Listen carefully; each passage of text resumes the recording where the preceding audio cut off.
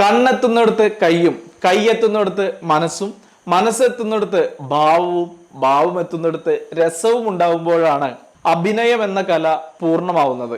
ആസിഫ് അലിയുടെ ഒരു സിനിമയിൽ ധർമ്മജൻ പറയുന്ന ഒരു ഡയലോഗാണ് ഇത്. ധർമ്മജൻ പറയുന്ന ഡയലോഗ് മാത്രമല്ല, ഭരതമുനി നാട്യശാസ്ത്രത്തിൽ പറഞ്ഞ ഒരു കാര്യം കൂടിയാണ്. എല്ലാവർക്കും നമസ്കാരം, ഞാൻ വിവേക് ബാലകൃഷ്ണൻ. പറയുന്നത് നടൻ വിനായകനെ കുറിച്ചാണ്. വിനായകനെ ഏകദേശം 20 വർഷത്തിന്റെ മേലെയായിട്ട് മലയാളികൾക്ക് അറിയാവുന്ന ഒരു നടനാണ്. 2016 കമ്മട്ടിപ്പാടം എന്ന സിനിമയിലൂടെ വിനായകൻ വലിയ ഒരു തിരിച്ചുവരവ് നടത്തുകയും കേരള സർക്കാരിന്റെ മികച്ച നടനുള്ള അവാർഡ് ലഭിക്കുകയും ചെയ്ത വ്യക്തിയാണ്. പിന്നീട് അങ്ങോട്ട് വിനായകൻ എന്ന് പറയുന്ന നടന്റെ ഒരു വലിയ യാത്ര തന്നെയായിരുന്നു. ഒരുപാട് നല്ല കഥാപാത്രങ്ങൾ, ഒരുപാട് നല്ല സംവിധായകരുമായിട്ടുള്ള കോൺട്രിബ്യൂഷൻസ്, അങ്ങനെ നല്ല കഥാപാത്രങ്ങൾ ഉണ്ടാവുന്നു, നല്ല സിനിമയുണ്ടാവുന്നു. അങ്ങനെ വിനായകൻ ഒരു വലിയ നടനായി മാറിയിരിക്കുകയാണ്. എന്നാലും വിനായകൻ എന്ന് പറയുന്ന നടൻ അയാളുടെ വളർച്ച ഒട്ടും മനസ്സിലാക്കാത്ത ഒരു അധമനായ വ്യക്തിയാണ് എന്ന് തന്നെയാണ് പറയാനുള്ളത്. കാരണം യാതൊരു വിധത്തിലും അയാളെ സ്നേഹിക്കുന്നവരോട് ഒരു വിധത്തിലും റെസ്പെക്റ്റ് കാണിക്കാത്ത ഒരു പരമ ദളിത് ചെറ്റയായ ഒരു കലാകാരൻ. എന്തുകൊണ്ട് ഇങ്ങനെ വിശേഷിപ്പിക്കുന്നു എന്ന് ചോദിച്ചാൽ, അയാളുടെ ആയുധമാണ് അയാളുടെ ജാതി. അയാൾ പോകുന്ന ഇടങ്ങളിലും, അയാൾ തല്ലുണ്ടാക്കുന്ന ഇടങ്ങളിൽ, അയാൾ തെമ്മാടിത്തരം ചെയ്യുന്ന ഇടങ്ങളിൽ എല്ലാതും അയാള് ജാതിയാണ് മെയിൻ.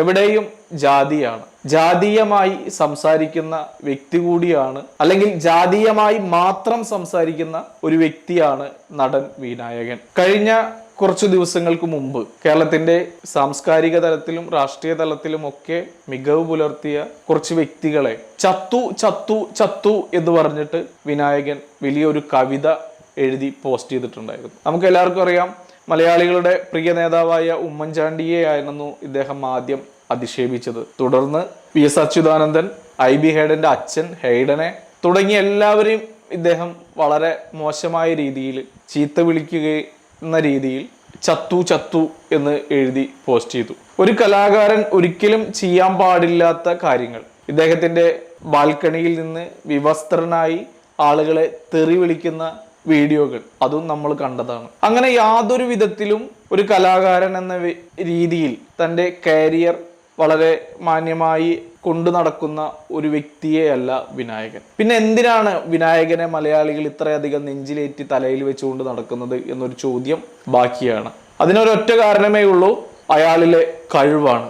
വിനായകൻ എന്ന നടന്റെ നാട്യമാണ്. അത്രയും കഴിവുള്ള ഒരു നടൻ ഒരിക്കലും കാണിച്ചു കൂട്ടാൻ പറ്റാത്ത കാര്യങ്ങൾ കാണിച്ചു കൂട്ടുമ്പോഴും അയാളുടെ കഴിവിനെ മലയാളികൾ അങ്ങേയറ്റം ഇഷ്ടപ്പെടുകയും അങ്ങേയറ്റം ഹൃദയത്തോട് ചേർക്കുകയും ചെയ്യുന്നു.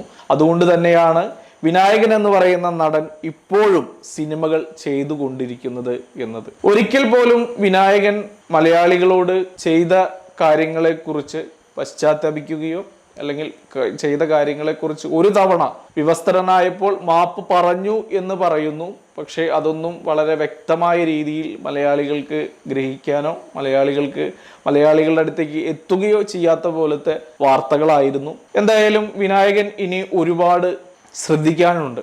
കാരണം ഇത്തരത്തിൽ ഇനി വിനായകൻ ഇനിയും ഇതുപോലെ പെരുമാറുകയാണെങ്കിൽ വിനായകന്റെ സിനിമ കാണാതിരിക്കുക എന്നുള്ളതാണ് ഓരോ മലയാളികളും ചെയ്യേണ്ട കാര്യം.